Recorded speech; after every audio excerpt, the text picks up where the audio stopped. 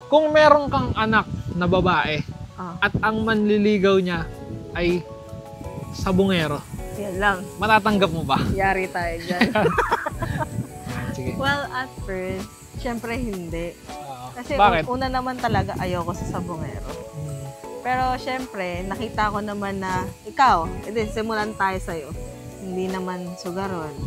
Marunong maghawak ng pera. Hawak lang. Ganon. Tsaka hindi masyadong eager sa ano. Mahirap kasi pag madalas ka sa sabungan eh. Yung tambay Oo, doon. maganda kasi yung sabongero, pero yung kilig lang yung pag-aalaga. Okay. Pero syempre, okay din naman yung nilalaban niya yung alaga niya para matesting. Pero yung talagang from araw-araw ka, sabungan ka, yun hindi okay. Hindi. Pero, Paano nga kung hindi mo kilala yung manliligaw ng asawa mo? Ay, ng ano mo ng anak mo. ang hirap. Syempre, kilalanin mo muna. Oo. Ang hirap. Ang hirap ng tanong mo. Mapapasaba. Papasabay siya sa'yo. Basta yun, kunyari may anak ka na manliligaw. Ano, mapapasabay? Lalo kung babae, Babae yung anak mo. syempre hindi agad. Ekis ka agad. Oo. Kasi, kasi syempre, ang related talaga sa sabong, sugal. kakambal ano. Oo, kakambal talaga.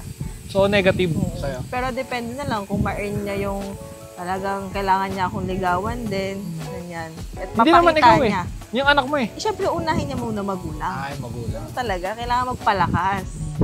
Paano ang anak ni Boss?